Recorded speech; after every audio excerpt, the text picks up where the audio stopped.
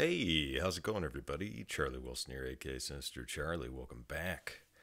Yeah, we got some more Mike Burnfire. It's been a couple days. Let's get into weird leg problems. I would assume this have to do with the military.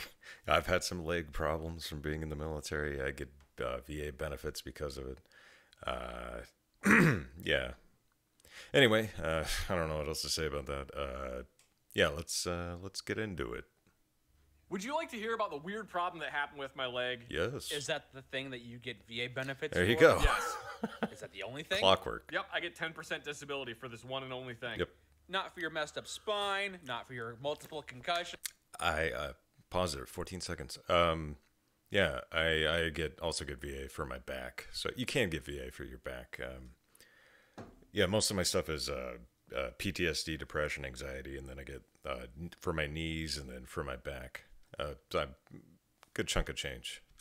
Nope, not for the major depressive disorder. Not for the major you should, traumas for being actually. ordered repeatedly. Nope, none of that stuff. It's for this weird fucking problem that happened with my leg. Doctors That's hate sad. me. This happened completely out of the blue one day. So I got this really bad pain on the inside of my left thigh, right up towards the groin. Right up towards It the felt like balls. somebody had just shoved a knife into my leg. Before the pain was even there, I would get this feeling of impending doom. Like something really fucking bad is gonna happen. You can feel That's like the every pain day. coming. Once this started happening more and more, the moment that would start happening, I would be like, all right, well, I'm going back to my room. I'll see you guys in like 5 days. Jesus. You'd be out of commission for that long? Sometimes longer. That's So insane. I get this really deep feeling of dread and impending doom. I would get a really bad pain on the inside of my thigh. And then I would get a fever of about 103, Good Lord. 104 degrees. Jeez. I'd get incredibly nauseous. I'd start vomiting. I would start hallucinating. I That's- wasn't able to walk. wow. I wasn't really able to comprehend much of anything. And then about 24 hours after the pain first started and the nausea and vomiting and everything happened, the nausea and vomiting and the fever would just go away. All right. And then my leg would swell up to the size of a cantaloupe. They would swell up so much that on my shin, where it's normally just skin and then bone, Yeah. I could push down with my thumb and indent it and stick a golf ball on it and it would stay in place. Wow. It hurt to put a sock on. I couldn't even put a shoe on it. And then that would last anywhere from 3 days to a week. Yikes. That's And then it would insane. go away and there would be no evidence that it had ever happened. Originally, this happened once. Okay, that was a fucking weird fluke. I guess I got some kind of weird fucking swamp disease that just came and went. Jesus. Yeah, never again. 6 months. After that, it happened in another 6 months.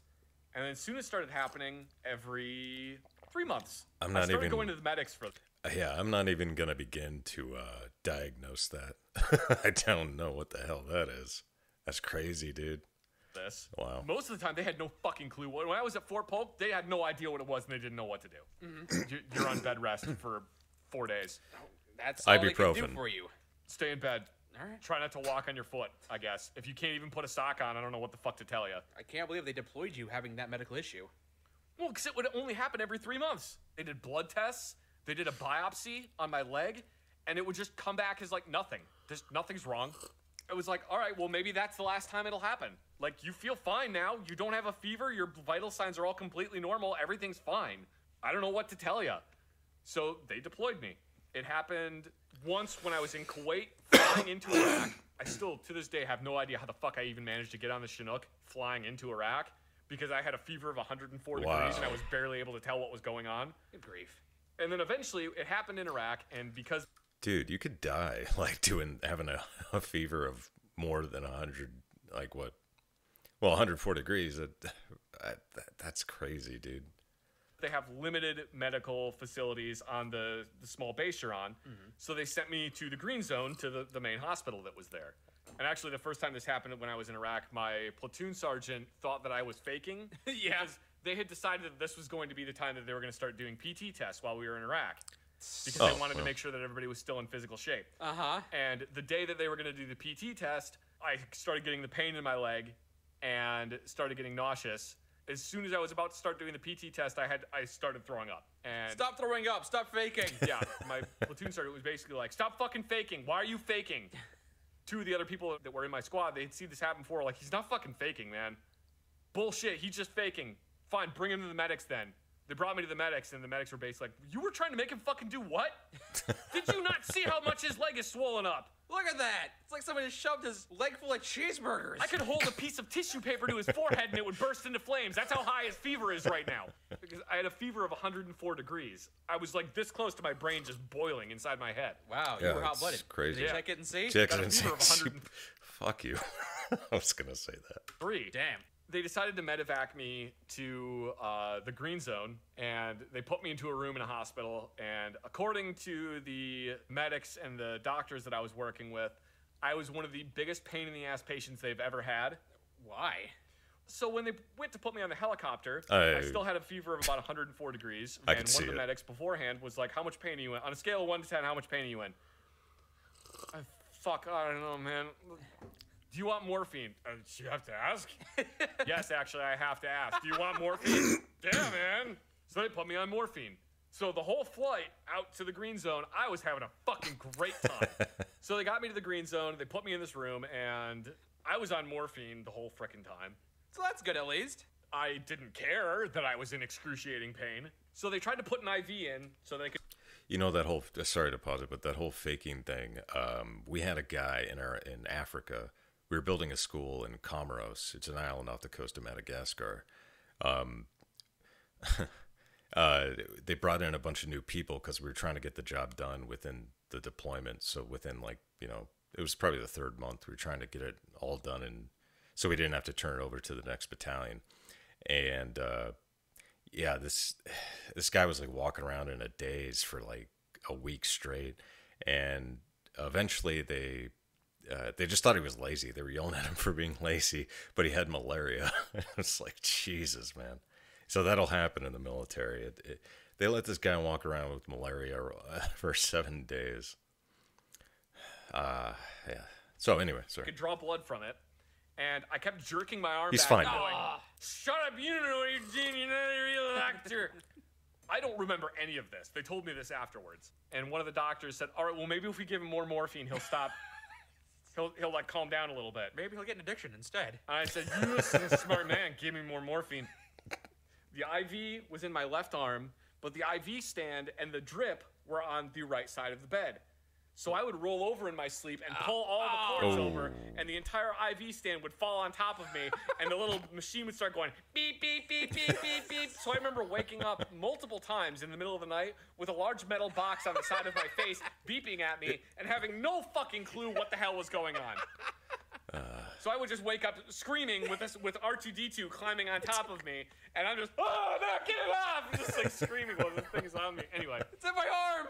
At one point, I had to use the bathroom, and I decided that I was too good to use the small little tub that they had brought for me. The bedpan? The bedpan. So I decided I was going to use the bathroom, but the problem is the bathroom had a like 6-inch step up to get into the bathroom. Okay. And the door was too short to fit the IV stand.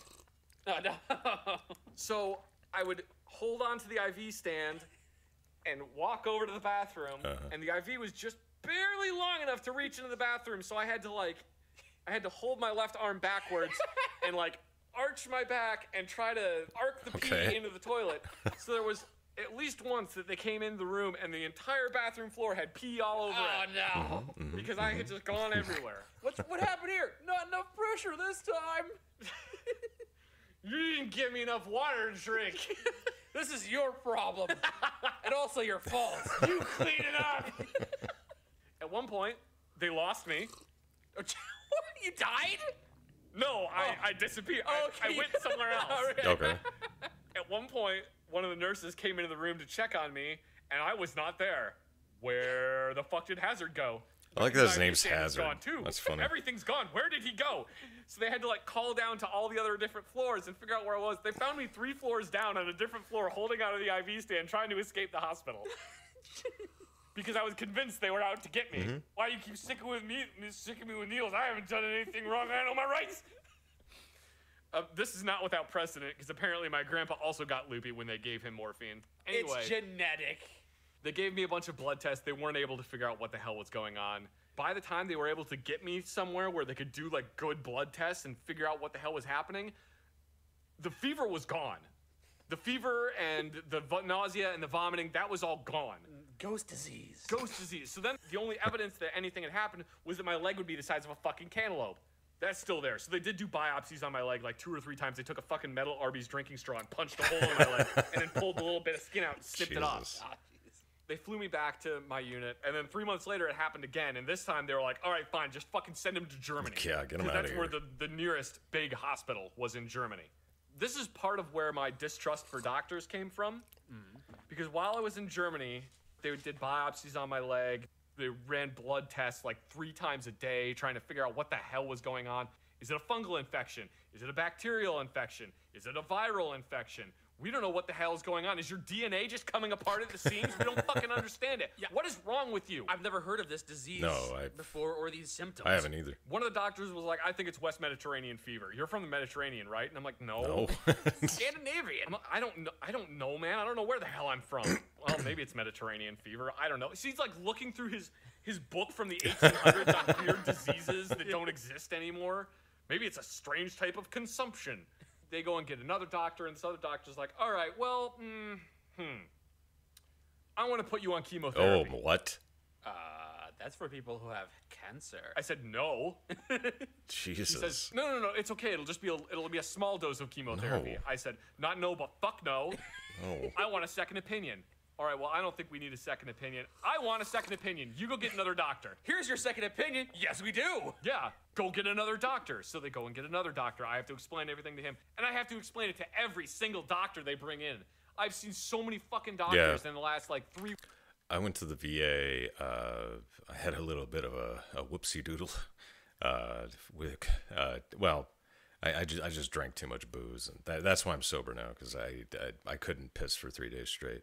It was really bad. So but I don't know how many doctors and nurses I saw during that just 3 days that I was there. I was in the hospital for 3 days. The VA. I don't know how many doctors. I still have to go in for more medical stuff, but it's insane how many doctors you go through at the VA anyway. 3 weeks at this point. So they bring the other doctor in, I explain everything over to him, and he's like, all right, so he looks at like the different results of everything. He's like, these blood tests all look completely normal, like your white blood cell count is fine, I don't understand what the hell is happening. Chemotherapy is not the right answer, though. Okay. Chemotherapy is stupid. The other doctor's like, you're fucking stupid. I think we should poison you. You're too stupid. I don't think we should give you chemotherapy, but I do want to put you under and remove the lymph nodes from your legs. Like, how is that any better? Is that a thing people do? Well, because one of the things is, it was only ever my left leg. And they did say that where I was experiencing pain was exactly in my lymph node. So he thinks if we cut the lymph nodes out of his legs, Okay. maybe it'll stop. And if you're wrong, you can just put them back, right? No! You can't put them back! Then maybe we should be sure before we start removing things. My response was, tell me what's wrong with me. Well, we don't know, but I would like to put you under and remove the lymph nodes from your legs. No! Yeah. Tell me what's wrong with me, then I'll let you go crazy with a scalpel and just remove bits all willy-nilly. Well, they couldn't tell me what was wrong with me, so they sent me back to Iraq. See, that's the Just thing. send you You're home. not assertive with... At that point, wouldn't you just I don't know, like medically discharge someone for that? I mean, I wouldn't. That's weird. Your doctors, they'll start doing things to you. Yeah, they'll just start doing stuff. That's why doctors actually have to fucking tattoo onto the leg, and the doctor has to sign the leg they're going to remove, so they don't remove the wrong leg accidentally, which they've done a lot. Mm-hmm. They sent me back to Iraq. This kept happening, and it was like every 3 months, pain in my leg, nausea, vomiting, fever of 104 degrees, throwing up, all that fun stuff, and then it would go away. And this kept happening the entire time I was in the military until I got out of the military. And then it happened once, and it never happened again. Wow. When I would go to the doctors, one of the possibilities that I would present is, maybe I'm allergic to the Army. They didn't think that was very funny. Maybe it's just like, But then I got out of the military and it stopped happening. maybe it's a stress thing. I don't know. That's the only thing I can think of, like a mental disorder. And I thought, maybe I was allergic to the Army. It may have been stress Yeah. related. The only thing I can figure, this problem didn't start happening until after I started smoking. Okay. When Okay. I got out of the military, I was still smoking, but the problem didn't happen anymore. The only thing I can figure is that I was working around incredibly caustic carcinogens Maybe, yeah. that are used to clean firearms. I would work with these chemicals with my bare hands. That's a And then I would possibility. go outside and smoke 4 or 5 cigarettes without washing my hands. I The don't- chemicals are now getting into the filter of the cigarette, and I am breathing in chemicals that are not even supposed to be on human skin. And I think it was just a constant buildup and buildup and buildup until eventually my lymph nodes couldn't process this anymore. Maybe. And went, fuck, just dump it all out all at once. Put it in his left leg. He's not using that. That's the only theory I have, is that's what it was. So now you know the full story about the weird problem that was happening with my leg the entire time I was in the military, that to this day I have no idea what caused it. The moral of the story is, if you're going to work with caustic, carcinogenic cleaning solvents, That makes more wear sense. gloves. Or at least wash your hands before you go fucking smoke. Jesus Christ. Absolutely. I was a dumb kid. I didn't know any better. It may be a combination of stress and waking up at 3 a.m. to go to formations, or... I haven't had the problem since I got out of the military, so I don't know, but I get disability from the Army for that. That's good. So You can use your disability for the problems in your leg you no longer have, and use it to fix the problems you still have that they won't compensate you for. yes! The VA sounds... It's pretty oh, fucked. It's great. I went to VA to get a MRI of my back because I had filed a disability claim. I still have to go back to the VA. I'm not going to go into my medical issues, but I still got to go back to the VA for a couple of things. Yeah. For it, because I still have don't want back to. problems. They put me in an MRI machine. I keep putting it off. The MRI tech afterwards was like, "Yeah, you have the back of like a 50-year-old man. How old are you?" Oh, I was like 30 something. She's like, "Yeah, you 2 of your vertebrae right here are wedged. Oh, jeez. The cartilage is basically deteriorating on 2 of them, so they're kind of like wedged together right there." Yikes. You're gonna have to fuse those vertebrae later. I'm like, "That's not good." And she's like, "Yeah, that's definitely not good. You should get disability for this." I'm like, "Okay." I filed the disability paperwork, and then VA was like, "No, that's just because you're getting older." We're all getting older. No, really? Really? It's because I'm getting older? It doesn't have anything to do with carrying a 130-pound rucksack 12 miles? It doesn't have anything to do with that, huh? No, couldn't. Nothing? No. No? Okay. So yeah, I don't get disability for that one. I don't get disability for anxiety and depression because, I do. according to the VA, that's a pre-existing condition. No, that it I had isn't. No, it isn't. That's bullshit. I get anxiety and depression. It is not. Depending on what you're having, I have scream yourself awake nightmares every once in a while, and yeah, it's military related. No, you should be getting disability for that. before I was in the military. Every American is depressed. Well, No, I did have to get a waiver from my doctor saying that my ADHD, anxiety, and depression did not negatively impact my life, so that I couldn't join the military. So because of that, they won't give me disability for anxiety and depression because I already had it before I went to the military. see. It doesn't matter that it was made worse by the military. It's really disturbing to me, like how poorly the U.S. treats its service members once they're out of the military. Oh, well, you gave It's you a- gave it's a 8 meat years of your grinder, life to man. the U.S. military, great. Here's a fucking coupon. disposable heroes. Yeah, I don't like it. Well, that's a very poignant way to end that video. Yeah, definitely. If you're looking to get disability or anything, you have to really, go through it with the admin on that stuff. But if you got better things to do, I wouldn't join the military. That's just my opinion. If you got, it's like if you can go to college or something, I'd do that before you do the military thing. But anyway, thanks everybody for watching. Please like and subscribe for more of this stuff.